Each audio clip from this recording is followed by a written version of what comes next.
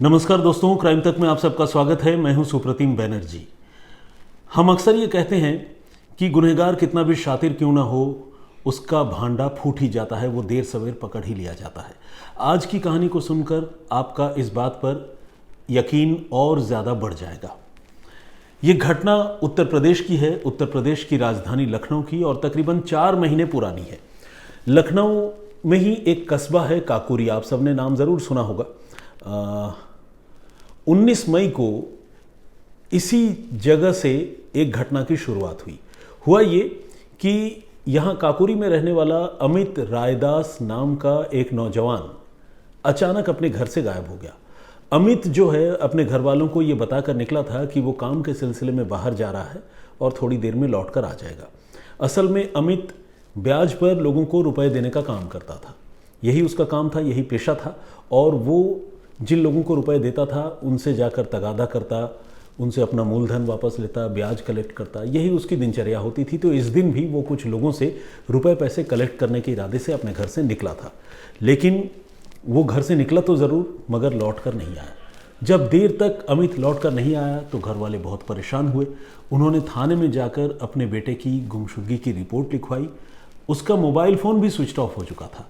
तो पुलिस के लिए भी ये मामला थोड़ा कॉम्प्लिकेटेड था, क्योंकि आज के ज़माने में अगर कोई आदमी कहीं फंस जाए, किसी काम से दूर चला जाए, अगर मोबाइल फ़ोन स्विच ऑफ हो जाए, तो फ़ोन चूँकि सारे लोगों के पास है और इतना हैंडी है कि वो घर वालों को बता देता है कि मैं कहीं पर आ गया हूँ, बिज़ी हूँ, बाद में कॉल करूँगा। लेकिन इस तरह का कोई इन्फॉर्मेशन अमित ने अपने घर वालों को नहीं दिया था। तो ऐसे में पुलिस जो है गुमशुदगी का रिपोर्ट दर्ज किया पुलिस ने और इस मामले की जाँच शुरू कर दी। लेकिन अभी इस मामले की जाँच पुलिस आगे बढ़ाती और डिसअपियरेंस यानी गुमशुदगी के इस केस को पुलिस सुलझाने की कोशिश करती, तब तक इस मामले में एक मेजर और बहुत दर्दनाक ट्विस्ट आ गया। हुआ ये कि लखनऊ काकोरी रोड पर एक गांव है सकरा, और इसी सकरा गांव के पास अगले दिन अमित रायदास की लाश मिल गई। लाश जब मिली थी तो ऑब्वियसली शुरू में देखकर लोगों ने उसे नहीं पहचाना था। पुलिस को इत्तला दी गई, क्योंकि पुलिस के पास एक रोज़ पहले ही अमित नाम के नौजवान की गुमशुदगी की रिपोर्ट दर्ज की गई थी। तो पुलिस मौके पर पहुंची और जो हुलिया वगैरह घर वालों ने लिखाया था वो हुलिया बिल्कुल अमित के हुलिये से इस लाश का हुलिया मिलता था। तो पुलिस को लगने लगा कि हो ना हो ये अमित ही है जिसके साथ ये वारदात हुई है। घर वालों को बुलाया गया। घर वालों ने देखते ही अपने बेटे की लाश पहचान ली, और इसी के साथ जो मामला गुमशुदगी का था, डिसअपियरेंस का था, वो कत्ल के मामले में तब्दील हो गया। वो इसलिए भी कि अमित को जो है पत्थरों से कुचल कर, किसी भारी चीज़ से वार कर और मारपीट करके मौत के घाट उतारा गया था, और लाश पर चोट के निशान मौजूद थे जो इस बात की तरफ इशारा कर रहे थे। पुलिस ने डेड बॉडी को कलेक्ट किया और उसे पोस्टमार्टम के लिए भिजवा दिया। लेकिन सकरा गांव में जिस जगह पर, सकरा गांव के पास जिस सुनसान जगह पर वो लाश पड़ी थी, वहां दूर दूर तक आसपास कोई सीसीटीवी कैमरा नहीं था। ऐसे में पुलिस इलेक्ट्रॉनिक सर्विलांस के जरिए अगर इस मामले को सुलझाने की कोशिश करती तो उसके लिए ये मामला और भी चुनौतीपूर्ण हो जाता, क्योंकि कोई विजुअल इनपुट जो है वो पुलिस के पास इस मामले का नहीं था। अब पुलिस ने यह तय किया कि वो कोई और तरीका ढूंढेगी, ये पता करने की कोशिश करेगी कि ये मौत कैसे हुई। साथ ही सीडीआर निकालकर पुलिस ने इस मामले की जांच करने का फैसला किया। तो एक तरह से देखा जाए तो पुलिस मल्टी विंडो यानी बहुत सारे बहुआयामी तरीके से इस मामले की जांच करने की कोशिश कर रही थी। और इस कोशिश में पुलिस ने जब मौके का मुआयना किया तो पुलिस ने देखा कि जहाँ पर ये लाश पड़ी है उसके थोड़ी ही दूर पर बियर के कुछ खाली कैंस पड़े हुए हैं, और साथ ही कुछ अधजली बीड़ियाँ भी पड़ी है। अधजली यानी आधी पी हुई बीड़ी जो होती है वो भी पड़ी है, और बियर के कुछ कैन पड़े हुए हैं। पुलिस ने जब ये चीज़ें देखी तो पुलिस को समझ में आया कि इन चीज़ों का इस मर्डर केस से कोई ना कोई ताल्लुक या रिलेशन हो सकता है। तो पुलिस ने उन चीज़ों को सैंपल के तौर पर, एग्जिबिट के तौर पर पुलिस ने उन चीज़ों को कलेक्ट कर लिया, जली हुई बीड़ियों को भी और बियर के कैन को भी। अब इन बेजान चीज़ों से कातिलों का पता पूछना अपने आप में बहुत टफ टास्क था, लेकिन पुलिस ने उस टास्क को एक चैलेंज के तौर पर लिया। पुलिस ने जो बियर के कैन मौके से मिले थे, उस बियर के कैन में जो बारकोड छपा हुआ होता है, आप लोगों ने देखा होगा, आजकल तकरीबन सारे प्रोडक्ट में बारकोड है, उस बारकोड की स्कैनिंग की और ये पता करने की कोशिश की कि इस बारकोड वाला जो बियर का लॉट है, बियर के कैन्स का, वो किस दुकान से बेची गई। तो जब पुलिस ने ये एक्सरसाइज की तो पुलिस को उसमें कामयाबी मिली और जहाँ पर ये लाश मिली थी, जहाँ पर ये घटना हुई थी, उससे तकरीबन 2 किलोमीटर दूर बियर की एक दुकान का पता चला, जिस दुकान से बियर की ये कैन बेची गई थी। यानी जो भी कातिल थे, अगर ये बियर जो है उन कातिलों ने कंज्यूम की थी या उन्होंने इस्तेमाल की थी, तो उनका ताल्लुक जो है उस दुकान से भी ज़रूर बनता था, क्योंकि उस दुकान से कातिलों ने बियर की जो कैन है और शराब जो है वो ख़रीदी थी।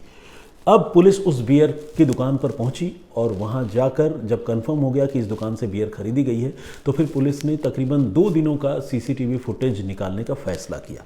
और इसके साथ ही अमित रायदास के बारे में भी पुलिस ने उस बियर की दुकान में जाकर पूछताछ की, तो ये पता चला कि उस बियर की दुकान में कुछ कस्टमर्स हैं और वहाँ आसपास कुछ लोग हैं जो अमित रायदास से ब्याज पर रुपए लेते रहते हैं, उसे चुकाते रहते हैं। कई लोग बिजनेस के सिलसिले में भी इस तरह का पर्सनल लोन इंडिविजुअल फाइनेंसर से लेते हैं, जिस तरह का ये अमित रायदास था। तो बियर की दुकान और उसके आसपास के कुछ लोग भी अमित रायदास के एक तरह से देखा जाए तो कस्टमर थे, और बियर की दुकान के लोगों ने इस बात की पुष्टि भी की थी। अब अमित का कनेक्शन उस बियर की दुकान से जुड़ने लगा था। साथ ही पुलिस ने तय किया कि वो सीसीटीवी फुटेज निकालेगी। सीसीटीवी फुटेज मौका वारदात पर तो नहीं मिला, लेकिन बियर के दुकान के आसपास तो कैमरे लगे थे, तो पुलिस ने ये तय किया कि वो फुटेज निकालेगी। और फुटेज उसने, जब ये घटना हुई थी 19 मई को, उसके 2 दिन पहले के फुटेज पुलिस ने सारा निकाला और उसकी स्कैनिंग करने की शुरुआत की। इस स्कैनिंग के दौरान पुलिस को कई सारे चेहरे दिखे, लेकिन पुलिस ये कैसे पहचान कर पाती कि इनमें से कौन सा चेहरा अमित रायदास का दुश्मन है या अमित रायदास का कातिल है, तो ये पुलिस के लिए एक मुश्किल काम था। तो पुलिस ने ये तय किया कि ये जो सीसीटीवी फुटेज है, वो सीसीटीवी फुटेज पुलिस अमित के घर वालों को दिखाएगी। और पुलिस ने इस इरादे से अमित के घर वालों को बुलाया और सीसीटीवी फुटेज का वो डंप डाटा लेकर पुलिस ने घर वालों के सामने पेश किया। घर वाले जब उस फुटेज को देखने लगे, तो थोड़ी देर तक देखने के बाद एक लड़के को उन्होंने पहचान लिया। इस लड़के का नाम था बिरजू। 28 साल के बिरजू नाम के इस लड़के को घर वालों ने इसलिए पहचान लिया कि बिरजू के बारे में उनकी अपने बेटे अमित रायदास से बात होती थी, और लोग ये जानते थे कि बिरजू जो है अमित के इस लोन के कारोबार में शामिल है। उसने कई लोगों को लोन दिलाया है और एक गारंटर के तौर पर, या जिसे कहते हैं ना कि श्योरिटी बॉन्ड जो भरता है अपनी तरफ से, वो लिखकर कमिट करता है कि हाँ अगर इसने लोन नहीं चुकाया तो मैं दूंगा।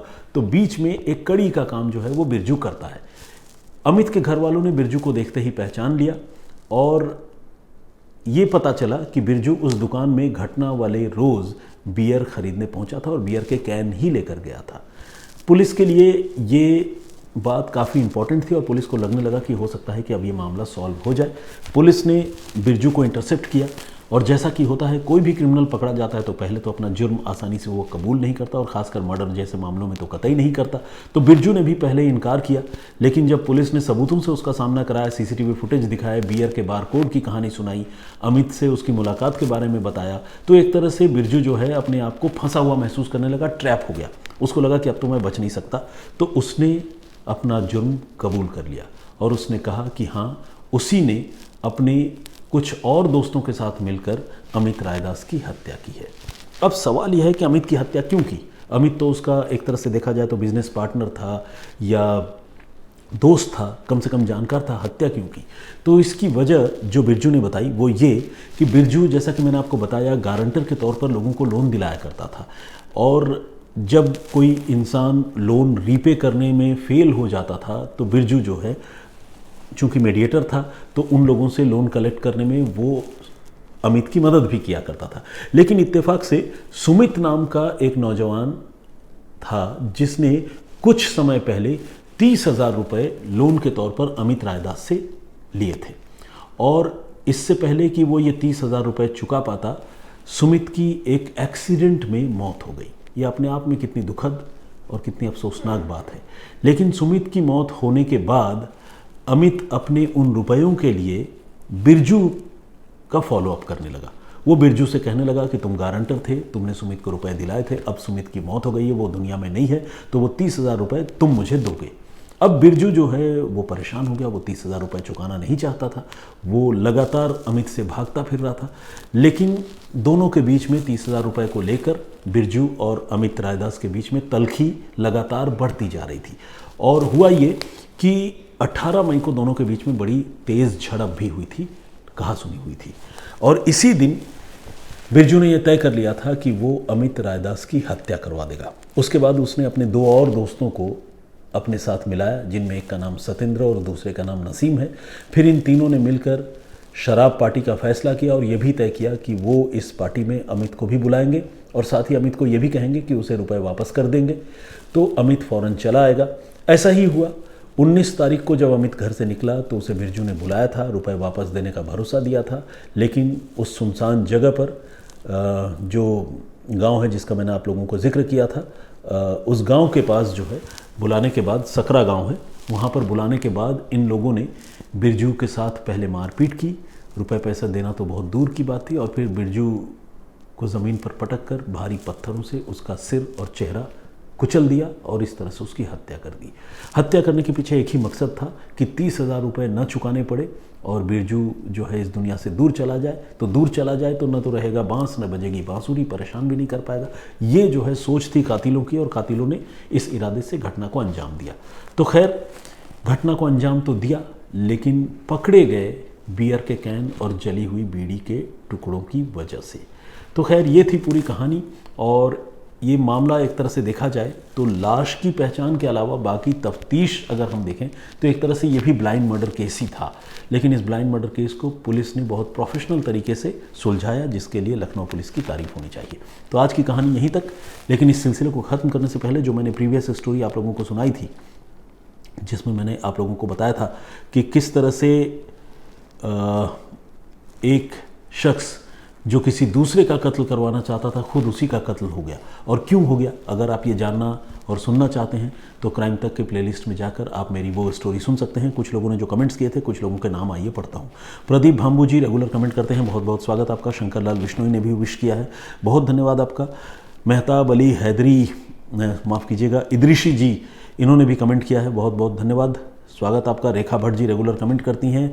राहुल जी ने हैप्पी रक्षाबंधन सर लिखा है। विजेंद्र सिंह जी, मेरी ओर से भी आपको हैप्पी रक्षाबंधन। विजेंद्र सिंह जी ने भी कमेंट किया है, बहुत धन्यवाद आपका। परूप श्रेष्ठा जी रेगुलर कमेंट करते हैं। उमा शर्मा जी, मेरी बहन बेंगलुरु से, इन्होंने मेरे लिए राखी भेजी थी, मिठाइयाँ भेजी थी, मैं बहुत खुशकिस्मत हूँ, मैं फिर से इनको थैंक यू कहता हूँ। और दूसरा, इनसे मैंने कहा था मैं उनसे बात करूँगा, लेकिन वो बातचीत संभव नहीं हो पाई। खैर, कुलदीप सिंह जी ने भी कमेंट किया है, बहुत बहुत स्वागत आपका। और हमारे एक दर्शक हैं जिनकी आईडी डिस्प्ले नहीं हो रही है, हाँ, लेकिन इन्होंने लिखा है बनारस से आपकी बहन फातिमा अंसारी। अरे बहुत बहुत बहुत स्वागत आपका फातिमा बहन, बहुत खुश रहिए आप। इन्होंने लिखा है गुड आफ्टरनून भाई, हैप्पी रक्षाबंधन। इन्होंने भी रक्षाबंधन के लिए बहुत बहुत दुआएं दी है और शुभकामनाएं की हैं। Thank you very much Fatima ji, आप का मैसेज जो है मुझे बहुत अच्छा लगा। मौलाना निसार अहमद नागपुरी जी ने भी कमेंट किया है, रेगुलर हमारे लिसनर हैं, कमेंट करते हैं। राघवेंद्र तिवारी जी का कमेंट है। गुरप्रीत सिंह जी, ये लुधियाना से हैं, जय हिंद इन्होंने लिखा है। मामूनी बोरगुहा जो है, बोरगुहाई, ये असम से हैं, हमारे रेगुलर लिसनर हैं, ये भी कमेंट करती हैं, इन्होंने नमस्कार किया है। अजय सोलंकी जी का कमेंट है। मिस्टर उमेश भूंया जी ने कमेंट किया है, बहुत बहुत स्वागत आपका उमेश, मेरे होम टाउन से है। उमर हसन जी का कमेंट है। शमी अहमद, नीलम रानी, दीप देवरी, और भी बहुत सारे लोगों ने कमेंट किया है, लेकिन जैसा कि आप जानते हैं सारे लोगों का कमेंट एक ही बार में पढ़ना संभव नहीं है। इस सिलसिले को प्लीज़ बरकरार रखिएगा, कमेंट और नाम मैं पढ़ता रहूँगा आप लोगों से। ये जो हमारा 2 वे कम्युनिकेशन है वो यूँ ही चलता रहेगा। फिलहाल अपना बहुत ख्याल रखिए और मुझे दीजिए इजाज़त। जय हिंद, जय भारत।